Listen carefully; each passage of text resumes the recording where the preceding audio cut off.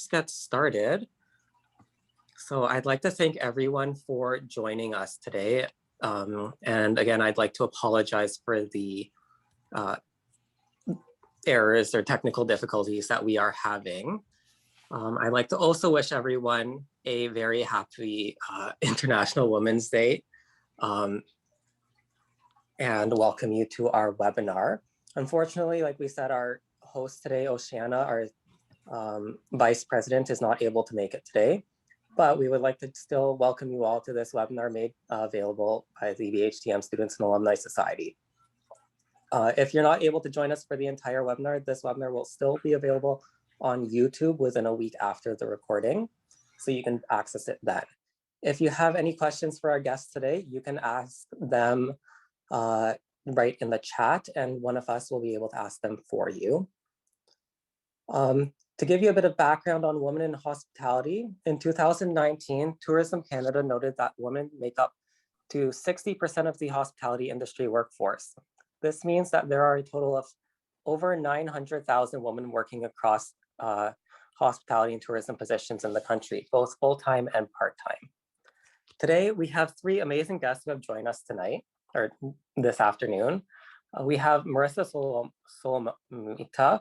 Marissa is the Senior Manager for Talent Acquisition and University Relations at Marriott International. Marissa, would you care to introduce yourself? Of course. First, thank you so much for having me. Excited to be here today. I've been with Marriott International for the last 9 years. Originally from New York, I went to the University of Massachusetts in Amherst for their hospitality management program. And then I joined the company originally with Starwood out in Hawaii as a food and beverage management trainee. We now call that the Voyage Leadership Development Program. Graduated from the program and became a food and beverage restaurant manager. After a few years in food and beverage, decided to switch gears. I moved over into various human resources and learning and development roles out in the Hawaiian Islands. And then I came to the West Coast of the US, where I joined the university team as the West Coast recruiter. So previously was hiring students up and down California and kind of the West Coast of the United States. And then about a year and a half ago, almost 2 years, I was promoted to senior manager overseeing Canadian recruitment. So moved on up to Vancouver, where I'm based now, and I've been in this role ever since. So thank you so much for having me. I'm excited to answer all the questions today, and I'll pass it back over to you, Aman. Thank you, Marissa. So our second guest today is Shawnne Cranston, and Shawnne is the Guest Services Manager at the Brook Street Hotel here in Ottawa. Shawnne, can you give yourself an introduction, please? I sure can. Thank you so much, everyone, for having us today. It's so exciting to be doing this, and such a privilege to participate with the college during this great week, International Women's Week, and I like to call it all week. So a little bit about myself. I started in food and beverage, actually as a server in multiple different restaurants, and moved over to the hotel side, where my very first GM was a woman. So really exciting times. And then from there, I moved over to the Westin Ottawa, and I like to consider myself a Starwood baby before it actually moved over to that whole Marriott new developments. And I spent, I'd like to call my formative years at the Westin, worked with a bunch of great women who I still consider great friends today, that really challenged me to exceed in the role. And from there, I moved over to the Brook Street Hotel. Hard to believe I've been here for almost 18 years in May. Clearly, I started when I was 18 and had a really great time learning and developing at this property. I've had the opportunity to be a guest services supervisor, guest services manager, reservations manager, and guest services manager at the same time. I covered a mat leave and housekeeping for a year. I became a facilitator where I trained for service in hotels, and I'm back to a guest services manager. And I've also had the privilege of working with Algonquin College in the mentorship program with the fourth year students. I was a mentor for 2 years, and for the last 4 years, I've been playing the role of coordinator with the program, bringing on new mentors within the industry, also working with the fantastic students that come out of this program. And I'd like to share that you know, every year I say that while I call it a mentor program with mentors from the industry, the students at Algonquin have also mentored us a great deal. So thank you everyone for being here today. It's super exciting to be able to share our knowledge with you, and fire away. Back to you, Ahmed. Thank you, Shawnne. And our last guest today, which I have the great pleasure of introducing, is a BHTM grad from a very long time ago. I don't know when you graduated. So Sonya, I'll let you introduce yourself. Sonya is the events manager at the West in Ottawa. You just exposed me. How old does everyone think I am now? I graduated in 2015, thank you. So basically a little bit about me. Hospitality has always been a no-brainer. I came from a very long line of strong women who have all succeeded in this industry, from immediate family members to extended family members. So it was kind of just how I fell into it. I am a graduate of BHTM, previous to that, a graduate of event management, which is where everything kind of fell into place for me. And then I wanted to further my education with BHTM, which was really helpful in terms of networking, how to work with people, how to manage different people, understanding hotels, and just understanding more about this industry. I've been with the Westin for almost 6 years now. I started in the operations side of things for food and beverage, and worked through banquets, and then moved over to the events team, which is where I am now. But I started as an event coordinator for a little over a year, and then moved into my current role. I'm currently the sole event manager. So very grateful to be on the team right now, just because of what everyone's going through, and it's a hard time for all of us. So I count my blessings every single day that I'm still part of this industry and still able to work with clients and try and understand what's to come from this industry in time. So thank you very much for inviting me. I really appreciate being included with Marissa and Shawnne. That's quite a panel we have. So thanks. Thank you, Sonya. And I do completely agree that this panel is amazing. So without further ado, we will jump right into the questions. And I'm going to pass it off to our moderator, Jessica Tremblay, who is the third year, or Director of Student Relations for third year. Jessica, off to you. Good afternoon, everyone. So we'll start off with the questions. The first question is, who has inspired you to get where you are today? Do you have any mentors?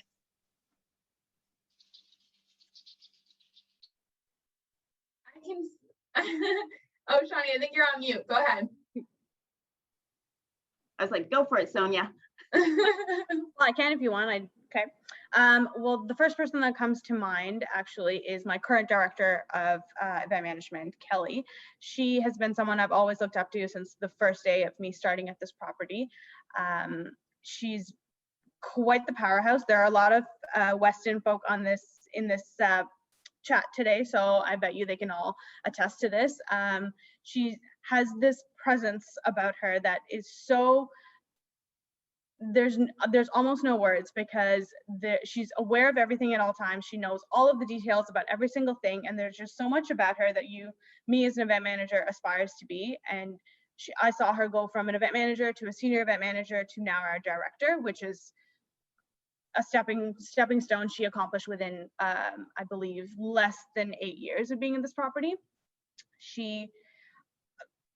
I feel like you just caught me off guard, because I have so many good things to say about her. Someone else say something else, and then I'll think about more things about Kelly. Shawnne, you next. Oh, go ahead. I'll go. So I guess if I were to talk about not professional, my mentor will always be my mother, who was a single mom and was super strong in just really implementing in my head that go after what you want, fight for what you need, be fair, be polite, but share at all times exactly what your expectations are, because that way no one is surprised when you're coming to them to ask for anything. And she always just said, she really made it clear that we could really accomplish anything that we wanted. So my mom had emigrated from Jamaica, lived in England, and then moved to Canada and worked for the federal government. So her idea was get a government job. That's your most successful you could ever be. But I made it really clear the government wasn't where I wanted to go. And she supported me on that. On a professional side, I would tell you, I worked with 5 incredible women at the front desk at the Westin Ottawa that that's what we could be as a group of people together. And so once upon a time when we were in it, and I think it still is the same way, where it was very unionized and it was seniority, we came up with plans and ways to get the best schedule for ourselves, to accomplish goals and build the trust with our executive team that they could trust in what we were doing every day and didn't have to follow up all the time. So I would really tell you, it was the women that I worked alongside with that were some of my biggest mentors early on in my career. And now it's, you know, an opportunity like this that continue to prove it. It's not just women, it's just pretty much everybody I touch along the way has offered something to help me grow. I think you stole mine. I was going to say my mom as well. She was also a single mother, and I have one brother, and she taught us both that we need to follow what we want to do, speak up for ourselves, you know, tell people where you're looking to go. And I followed that. And even after I graduated college, she ended up quitting her career and starting her own business, which is still an inspiration to me now. Professionally, I think there's 2 mentors that come to mind, one male and one female. The first as a male was my first role, the management training position with the company. And he really showed me how a male leader could be an ally to women and really show that, you know, he supports me. He supported my ideas, he supported me growing, and really showed that it isn't just women who can help support other women, that there are males that can help as well. And then the second one was a woman who is still with the company. She was an area director for Hawaii, and she saw something in me and said, you know, I think you'd be a great fit within talent acquisition and recruiting. And I had never even worked in that area before. And she just took a risk on me. I hadn't had any experience in recruiting, and she pulled me onto her team. And I've been now in recruiting ever since. So she was someone who saw something in me and then has continued to be a mentor to me as, you know, I've now moved into various roles after her position she offered me.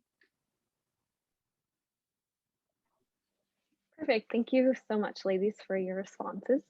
So the second question is, how do you find a good balance between your career and your family time? Do you have any thoughts on maternity leave in the hospitality industry? I'll grab this one just from an operations point of view. The front desk and guest services is 24/7. So it's 7 to 3, 3 to 11, the overnight shift. It is and has been quite interesting how I've managed with women that have gone out on maternity leave, women that are coming back, women that have kids. As I mentioned before, my mom was a single mom, so I like to believe I'm a little bit more empathetic with the whole idea of childcare and just managing that. I personally don't have kids, so I find that in the industry, a lot of the times when that, I don't know, March break rolls around, don't worry, Shawnne can do it. She doesn't have kids at home. But the reality is we still do have families. And if you have an extended family like mine, there's a million cousins that are going through my house at various times. So I think it's just being very open. It's sharing responsibilities over the last couple of years. I know with us at the hotel, if one manager grabs March break, then the following year, another manager will take it. And it's having very open dialogue in respect to my individual teams and mothers that have gone out on mat leave and returning to work. I've actually left it to my leaders to say, okay, you make your own schedule and you figure out what works best for you. And then I will fill in the extra spots. It's really hard to manage and tell people how to schedule and how to live their lives. So it's, if I have an open dialogue and we're not stuck necessarily in the way things were done in the past, we're a lot more flexible, and we get creative. Creativity is really what makes it work on a team. Yeah, I can go next. As far as, you know, within the operations, you know, and now as far as work-life balance goes, I've had to learn over the last 9 years that I need to set my own boundaries. There isn't going to be someone who, says, now go be with your family, or, finish work and go out. So it was boundaries that I needed to set. So working out every day is really important to me. I have it blocked off on my morning calendar. I make sure I have 2 phones. So I try to leave one phone at home when I go out to dinner. So I've set the boundaries for me in order to ensure that I have work-life balance. I also love going on hikes and getting onto the mountains because there's no internet or no connection. So even if I wanted to jump on, I couldn't. In regards to maternity leave, I don't have kids yet, but I know my colleagues do, and they're actually in the States where maternity leave is much less than it is in Canada. But they, have been very honest and transparent with me on how difficult it is coming back, even in a non-operations position. They've just had to balance both. And with this COVID world, with their toddlers at home, they've really had a lot of struggles. And so, within the team of peers, it's really just been communicate to me how I can help you, and vice versa. I have also said to them, today I'm really struggling, and so I need a little help in here. And so it's really just been communicating with your peers and your managers about what you need. Kids or no kids, it's about just making sure that you're sharing what you're needing. And I think previously, if you old school style, that wasn't necessarily, something that was done. But I think now the entire industry is transitioning that there is flexibility, but we need to know what you're wanting, what your needs are, and what your flexibility means. Yeah, and just to echo that, I feel like it's so easy for people to just put 90 to 95% of themselves into their work every single day. So actually setting boundaries and getting good at it is really, really hard. I know it I'm not gonna lie, it took me up until COVID last year to realize that, I do have a life outside of work. That's shocking, because there was no work to do because thanks COVID, so it's hard at first. I remember when I first just got out of school and started in the industry, all you want to do is prove yourself, and you want to just keep going, and you want to do the next thing and do the next thing, and suddenly it could be 9 o'clock and you forgot to eat or drink water for 7-8 hours, so it's setting the boundaries, and again, being able to communicate with your boss, like Marissa said, talking to team members.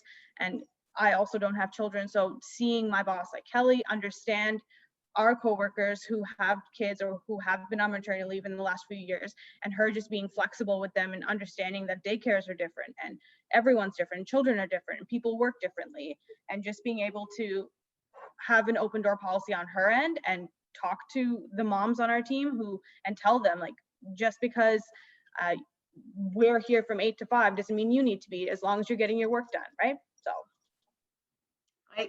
we use the terminology work smart, not harder. And I think that's, something that's so important, because you can put in 10 hours and really not accomplish what you wanted to accomplish all day. Definitely. Or you can log on and put in 4 hours and magically you've gotten everything done. So, to what Marissa said, boundaries are so incredibly important. It doesn't have to be rigid, but find a way to take a moment for yourself daily, weekly, monthly. Plan that vacation, plan that girls' weekend, plan the cottage weekend, because then you have something to strive towards. But boundaries are fantastic, and nobody will begrudge them because they will start implementing it themselves. Yeah, the work hard, not smart comes from Amit. He taught us that, and okay, I remember it every single day. So is that where I got it from? Probably. Okay. We do actually have a question from Amit. He says, how can women break the glass ceiling to get into upper management roles in the industry? Your advice or thoughts on it, please. Marissa, if you'd like, we can start with you. Sure. I think it's 2 things. I think it's being vocal that you're wanting to move up and that you're interested in this next position, or you want to learn in this next area, if no one knows that you're interested, they may not come to you for it. So I think it's really being vocal about what your goals are, and they can be flexible goals. You may not know exactly where you need to be, but that you're wanting to learn and that you're wanting to grow. I think it's also your network. I think it's, going to the volunteer events that happen, whether it's a, garbage pickup in Vancouver, or it's something, more exciting than that. But that network, when we're in the times where you can gather together, is really where I've gotten every position, in my career. It's really just networking with leaders, getting to know them on a, not totally personal level, but not a professional level either, kind of that middle ground.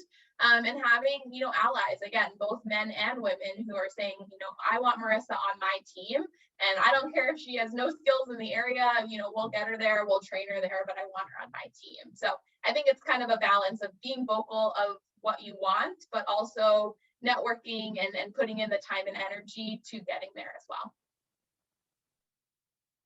I created years ago a progress plan or progressive plan for myself.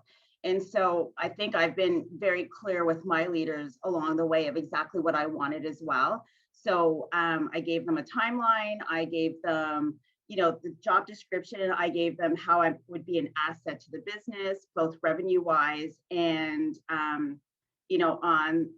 on just the guest services aspect of it as well.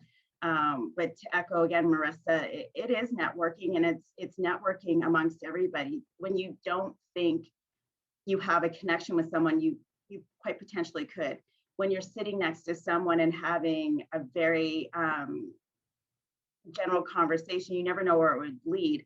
The way I got into the Westin was I was actually working at a corporate suite serving the Westin group of people. And by the end of the night, they were like, you got to come work for us.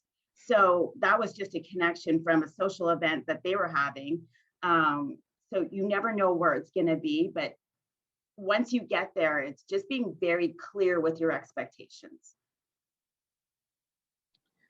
Yeah, absolutely. And I find too, if there are students who are looking to stay within Ottawa, networking, especially through BHTM, I can speak to that because I went to all those events, was so helpful. And that's where I first met Shawnne and so many other industry professionals who I can still stay in touch with today because the program connected me with them. So definitely speaking to a lot of people and understanding how small the industry is in the city, especially if you want to grow in it, is important.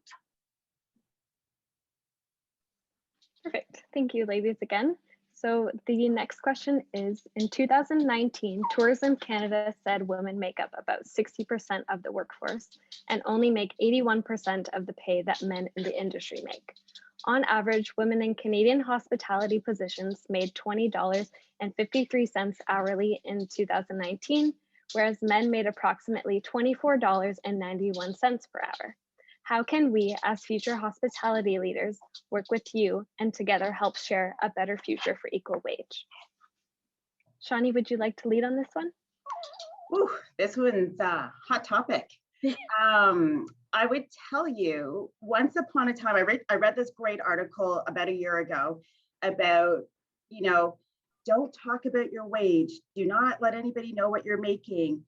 Well, that was a great way for nobody to know what each other was making. And so everything seemed okay, right? You had no idea what your male counterpart was making, or your female counterpart for that matter. I think it's okay to talk about our wages. I think it's perfectly fine. And I think it's okay to be prepared to have that conversation, to ask for more.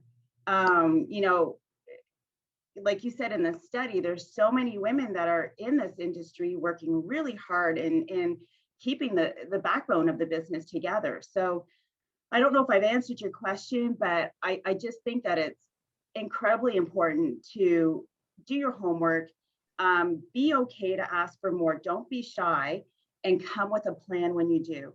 I think that's part of it. And don't, I say this all the time, if you don't ask, you'll never know.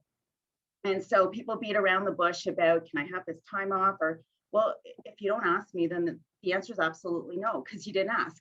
So going back to wage, when you're going in and you're having your even before your yearly review with your boss or whoever, be prepared, go in, talk about the hourly rate.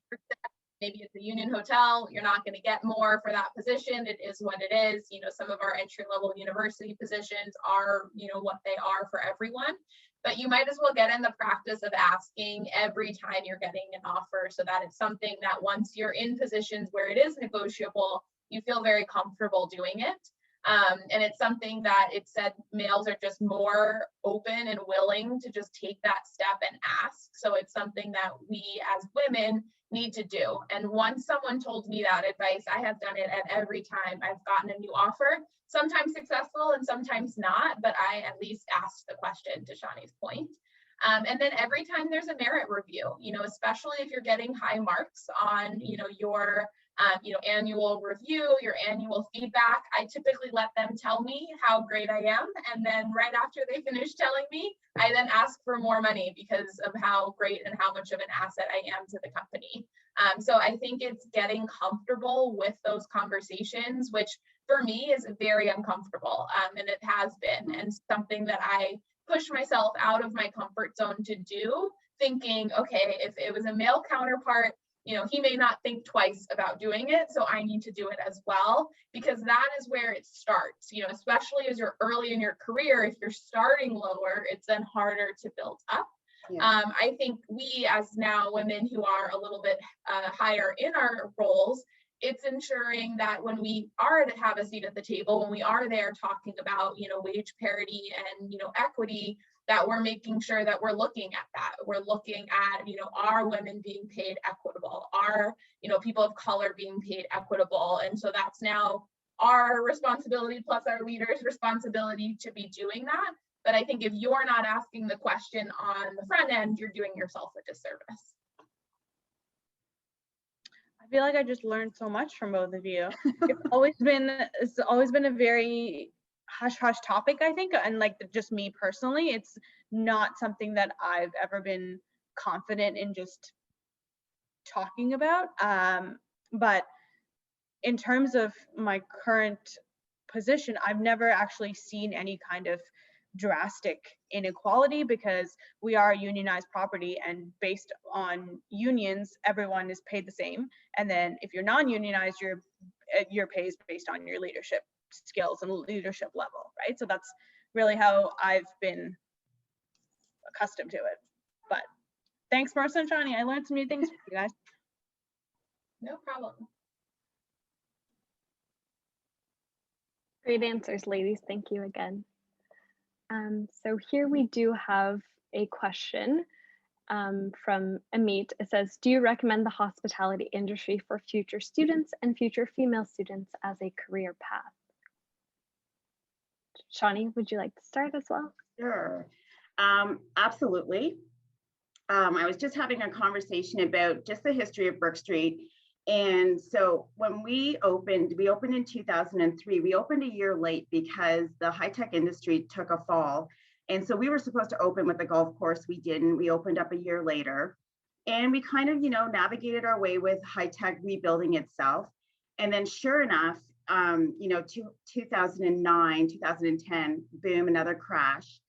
And we navigated our way through that. 2019, we're cruising, we're having the best year of our lives. And, February of 2021 or 2020, the pandemic hits. And I can honestly tell you today that the skill set I've learned to pivot and to navigate in the last year has been something I haven't done in a very long time. And it's actually rejuvenated me to want to stay in the industry, because I love a challenge and I love overcoming a challenge. And it's fun. It's great. It's experiences you're just not going to get anywhere else, whether it's, making someone's dream come true, or meeting a dignitary, or entertainment or celebrity. There's just so many facets that make this business so fun. And I would definitely encourage people to stick with it. It's of great value, and the skill set that you learn from the hospitality world is truly transferable anywhere else. Mhm. Yeah, I mean, I would say the same. I think, when you talk to people who've worked in the industry for, 30 years, they say, every 8 or so years, we kind of go through some form of a recession. So we're in that right now. But the good news is this recession specifically is going to turn like a light switch with hospitality. People are going to be traveling, almost immediately after it's said that we can. And then businesses will be, doing groups again and traveling shortly thereafter. So I think if anything, it's almost the best time to enter. You're going to be coming in right off of a recession. There's going to be tons of growth opportunities for you. It's the most flexible I think hospitality has ever been, because we've seen that we can be more flexible with COVID. So it's shifting in a way where I think it's needed to shift, both for women, but really all people, of having that flexibility. And I think it's, for me, I've been a 9-year career. I started right after the last recession, 2008, 2010. I started in 2012, and I've just been launching ever since. So if anything, I think it's the best time to be entering into this industry. We're maybe about 6 months to a year off from that. But once we recover, it's going to be so many opportunities for you and can lead you to whatever kind of career you want. Our hotels are like little cities. We also have the corporate opportunities. So you can start in operations, move into accounting, or move into, another area of the hotel, and really have those transferable skills as well. It's honestly an industry that's never the same. Day to day, you have a job title, but sometimes that really doesn't mean the same thing that you think it might mean, because things are changing so often and so fast. And if that's the vibe you would like to go for, and that's what you see yourself doing for the rest of your life, hospitality, hands down, is the best industry for it, because